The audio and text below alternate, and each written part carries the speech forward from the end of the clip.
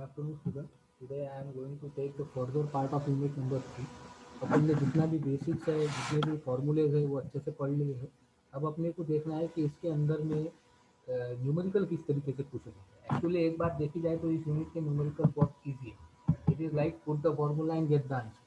अगर आपको आपके पीछे के जो पढ़े हुए 5-6 फॉर्मूलेज है, जैसे मैंने पढ़ाया था del cross H is equal to J, I is double integration of j bar dot ds bar, phi m is integration of h d ds bar. ये ऊपर वाला जो फॉर्मूला है, ये 3-4 फॉर्मूले अगर आपके याद है तो आप आराम से न्यूमेरिकल इसके सॉल्व कर सकते हो. You have to what we have to do while practising the numerical of this unit is that first you do one thing, whatever the number of numerical formulas we have learned in this unit, you go through all that formulas, write down it on one paper and revise it, summarize it properly, so that whenever any formula has to be used on any particular place, you must be able to recall back the formula in very appropriate manner.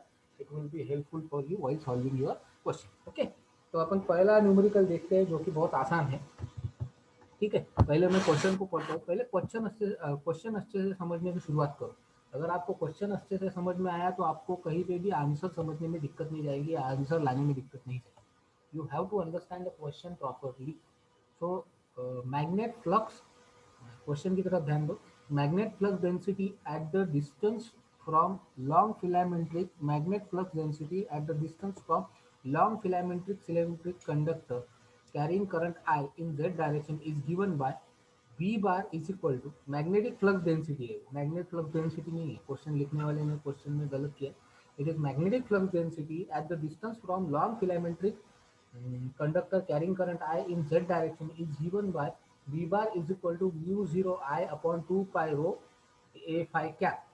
Calculate the flux passing through the portion of plane when pi is equal to pi by 4 bounded by the value 0.01 less than rho less than 0.05 and 0 less than z less than 2. तो question को अच्छे से समझो, question को अच्छे से understand करने की कोशिश करो. अब आपको दिया क्या है, magnetic flux density. Magnetic flux density का मतलब क्या होता है, बी बार.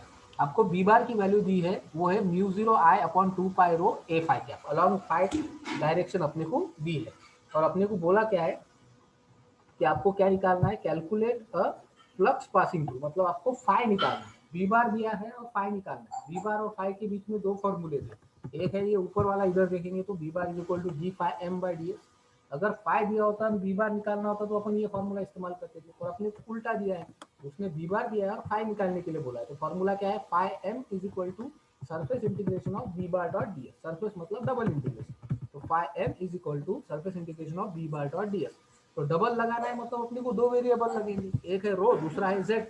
तो रो की लिमिट कहाँ से लेके कहाँ तक है, 0.01 टू 0.05, और जेड के कहाँ से लेके कहाँ तक है, 0 टू 2. ठीक है, और बी बार का वैल्यू कितना है, mu 0 pi upon 2 pi rho a phi क्या इनटू डी एस. मतलब कौन से डायरेक्शन में बोला है उसने, जेड. तो जेड डायरेक्शन मतलब B rho D Z A phi क्या. ठीक है, तो फाई इंटू फाई कितना होगा, 1. तो बचेगा कितना, म्यू 0 आई 2 पाई रो इंटू डी रो डी जेड. मतलब जो इंटीग्रेशन लेना पड़ेगा, जो इंटीग्रेशन जो इंटीग्रेशन लेना पड़ेगा वो लेना पड़ेगा एक बार z के हिसाब से और एक बार रो के हिसाब से. लिमिट भी एक बार रो का एक बार z का. तो रो और z को छोड़ के बाकी सारी टर्म हो जाएंगी कांस्टेंट. म्यू 0 आई बाई 2 पाई ये हो गया कांस्टेंट, इसको निकाल दिया मैंने बाहर. रो वाला टर्म कौन सा है, 1 अपॉन रो, और z वाला तो कोई है ही नहीं, तो यहाँ पे बचता है अकेला z. तो z की लिमिट क्या है, 0 to 2. Integration of D Z कितना आता है, इंटीग्रेशन डेरिवेटिव एक दूसरे को कैंसिल. तो z की जगह 2 माइनस 0 डाल दिया तो आ जाएगा 2. और 1 अपॉन एक्स का इंटीग्रेशन कितना आता है, लॉग एक्स. तो 1 अपॉन रो का इंटीग्रेशन कितना आएगा, लॉग रो. ये आपको लॉग का लॉगरिथमिक फॉर्मूला इंटीग्रेशन का आपको पता होना चाहिए. तो 1 अपॉन एक्स का इंटीग्रेशन क्या आता है, लॉग एक्स. वैसे 1 अपॉन रो का इंटीग्रेशन क्या आएगा, लॉग रो. इसके ऊपर इसकी वैल्यू पुट कर देते हैं, एल एन मतलब नेचुरल लॉग. इट इज 0.05 पहली बार higher limit minus 0.01 lower limit. ये पुट करने के बाद आंसर आ जाएगा mu 0 I upon 2 pi into, इसको सॉल्व करने के बाद इसका वैल्यू इसका. अब म्यू 0 का वैल्यू क्या होता है, mu 0 is a permeability of a medium. जैसे एप्सिलॉन 0 का वैल्यू है 8.85 इंटू 10 टू माइनस 12 कांस्टेंट, ऐसे म्यू 0 का कांस्टेंट वैल्यू है 4 pi into 10 to power minus 7. Numerical के किसी भी कोने में अपने को म्यू 0 दिखा तो अपन उसकी जगह पे क्या पुट करेंगे, 4 pi into 10 to power minus 7. तो ये पुट करने के बाद आपको आंसर मिल जाएगा phi F is equal to 6.43 into 10 raised to power minus 7 I, that is your value of phi m along the phi direction, क्योंकि I का वैल्यू जो है उसने अपने को दिया नहीं है। इस न्यूमेरिकल में अगर वो करंट का वैल्यू देता था अपने को तो वो भी अपन पुट करके फाइनल आंसर निकाल सकते हैं। ठीक है, अब इसी पे बेस दूसरा न्यूमेरिकल देखते हैं। अब क्वेश्चन को ध्यान से पढ़ो। Calculate a current density J bar, अपने को निकालना क्या है, जे बार निकालना है, और दिया क्या है एट पॉइंट पी। हाँ, जे बार कौन से पॉइंट पे निकालना है, पी। अरे पॉइंट पी की तो बात बाद में आएंगे, पहले जे बार निकालना है। तो जे बार निकालने के लिए दिया है H bar is equal to 2/5 cos 0.25 A rho cap ampere per metre. तो पहली बात तो ये क्लियर है कि इसमें कॉस फाई ए रो मतलब रो फाई जेड आ रहा है, मतलब ये सिलेंड्रिकल कोऑर्डिनेट सिस्टम। और दूसरी बात ये क्लियर है कि एच बार दिया है और जे बार पूछा है, तो फॉर्मूला क्या है एच बार और जे बार का, here J bar is equal to del bar cross H bar. तो अगर मैं del bar cross H bar मतलब कर्ल ऑन एच बार लेता हूँ, तो सिलेंड्रिकल कोऑर्डिनेट सिस्टम का फॉर्मूला क्या है, 1/रो a phi a z, phi angle इसीलिए rho a phi, del del rho del del phi del del z. और अब डालते हैं अपन टर्म। टर्म एच बार की कौन से डायरेक्शन में होनी चाहिए थी, रो डायरेक्शन, फाई डायरेक्शन और जेड डायरेक्शन। यहाँ पे कौन सी डायरेक्शन है, यूनिट वेक्टर सिर्फ ए रो है, मतलब ए रो डायरेक्शन है, तो उसका वैल्यू कितना है 2/5 कॉस 0.25। तो डाल दो ए रो पे 2/5 कॉस 2। अगर यहाँ पे फाइव होता था तो ये आता था यहाँ पे, अगर कुछ जेड वाला टर्म होता तो ये आता था यहाँ पे। अब इसको सॉल्व करने को जाएंगे, कैसे सॉल्व करेंगे, पहला वाला टर्म निकालना है, पहला रो पहला कॉलम छोड़ दो, इंटू जीरो, सॉल्व खत्म। उसके बाद दूसरा वाला टर्म माइनस रो एफ है, ये कॉलम ये रो छोड़ दो, इंटू जेड, और इधर कॉस में कोई भी टर्म नहीं है, डेल डेल जेड इंटू, ये पूरा कांस्टेंट, कांस्टेंट का डेरिवेटिव जीरो, ये भी वैल्यू। थर्ड टर्म सिर्फ बचेगा ए जेड वाला कॉलम, और ए जेड वाली रो छोड़ने के बाद into zero minus del del phi of 2.5 cos 0.25, अंदर फाई है तो माइनस डेल डेल फाई मतलब 2/5 निकल जाएगा यहाँ से बाहर, तो यह जाएगा 2/5 रो इंटू कॉस 0.25 का डेरिवेटिव क्या आता है, कॉस थीटा का डेरिवेटिव क्या आता है, माइनस साइन थीटा। तो कॉस 0.25 का डेरिवेटिव क्या आएगा, माइनस साइन 0.25 इंटू 0.25 का डेरिवेटिव 0.2, ये 2 इंटू 0.2 कितना हो जाएगा 0.4। ठीक है, तो ऊपर में बचेगा कितना 0.4/5 रो साइन 0.25 ए जेड का, और ये अपने को मिला आई का वैल्यू जे बार का, पर ये चाहिए कौन से पॉइंट पे, पॉइंट पी पे, जिसका कोऑर्डिनेट है 290 डिग्री और 5। 290 डिग्री और 5 मतलब रो का वैल्यू 2, फाइव का वैल्यू 90 डिग्री और जेड का वैल्यू 5। तो रो का वैल्यू यहाँ पे मैंने डाल दिया 2, तो 0.4 divided by 5 into 2 sine 0.2 into 90 degree, तो ये आंसर में आ जाएगा अपने को 0.0123 एम्पियर पर मीटर। एक और सिंपल न्यूमेरिकल अपने सामने।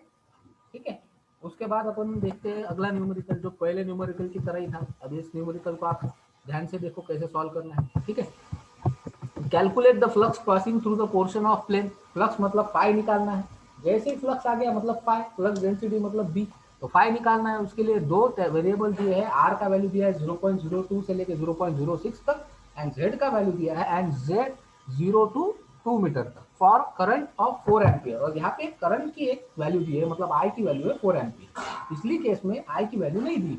तो यहाँ पे जो आई अननोन आया था अपना पहले न्यूमेरिकल के अंदर में, यहाँ पे आई सॉल्व होगा। ठीक है, the flux density from the point distance can infinite, so b bar is equal to mu 0/2। तो अगेन b bar का वैल्यू दिया है mu 0 I by 2 pi r a phi cap, डाल देते हैं phi m is equal to surface integration of b bar dot ds। तो r का value है, लिमिट है 0.02 से 0.06, और phi का z का है 0 से लेके 2, तो mu 0 I upon 2 pi r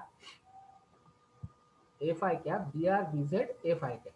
ठीक है, तो यहाँ से कांस्टेंट कौन है, अपने को इंटीग्रेशन किसके हिसाब से लेना है, डी फाई ए फाई 1, तो डी आर और डी जेड के हिसाब से। तो डी आर के लिए इंटीग्रेशन लेने गए तो अपने को लेना पड़ेगा सिर्फ 1/r का इंटीग्रेशन, और डी जेड वाला टर्म कोई है नहीं, तो 1/x का इंटीग्रेशन अभी मैंने आपको बताया log x, तो 1/r का इंटीग्रेशन भी क्या आ जाएगा log r।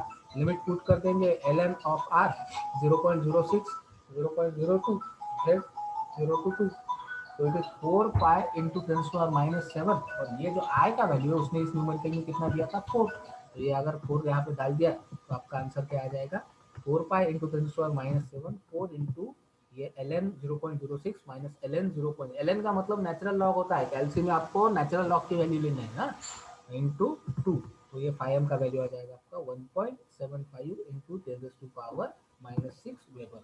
ठीक है, उसके बाद एक और न्यूमेरिकल देखते हैं अपन। ये चारों न्यूमेरिकल, ये न्यूमेरिकल के साथ मैं आज का लेक्चर खत्म करूंगा। ये चारों न्यूमेरिकल आपको अच्छे से प्रैक्टिस करके देखनी है और अगले सेशन में मुझे ज्वाइन होना है।